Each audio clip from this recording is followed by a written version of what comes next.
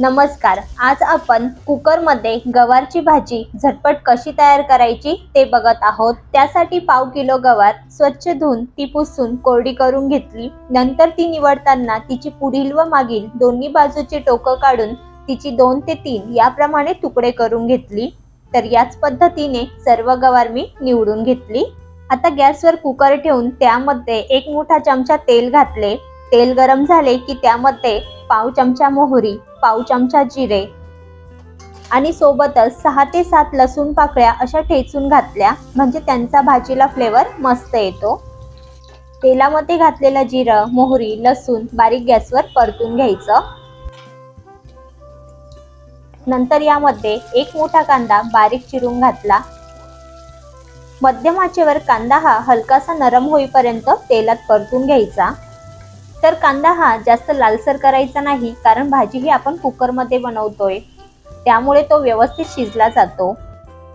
कांदा नरम झाला की लगेच यात 1 मध्यम आकाराचा टोमॅटो बारीक कट करून घेतला, तो घालूया. तो सुद्धा परतून घेऊया. कांदा आणि टोमॅटो हलकेसे परतून झाले की यामध्ये स्वच्छ केलेली गवार घालायची आणि ती सुद्धा मिनिटभर कांदा आणि टोमॅटो मध्ये परतून घ्यायची.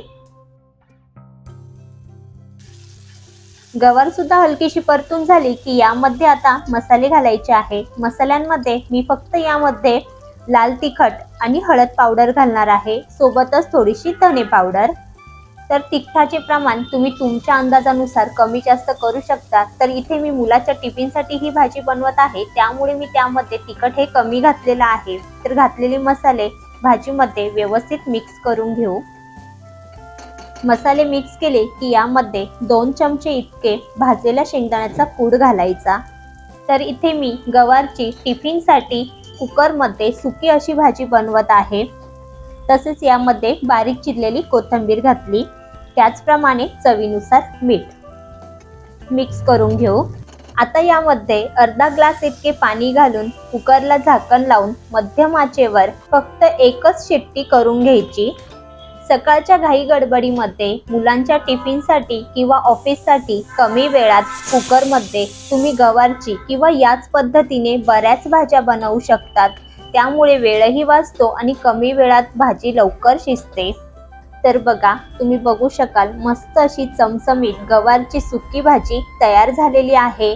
एका शिट्टीमध्येच गवार ही व्यवस्थित शिजलेली आहे. ताजी गवार असल्यामुळे जास्त शिट्ट्या घ्यायची गरज नाही. फक्त एका शिट्टीमध्येच अशी सुकी चमचमीत गवारची भाजी फक्त 10 मिनिटांमध्ये तयार. चला तर मग पुन्हा भेटूया एका नवीन रेसिपी सोबत. धन्यवाद.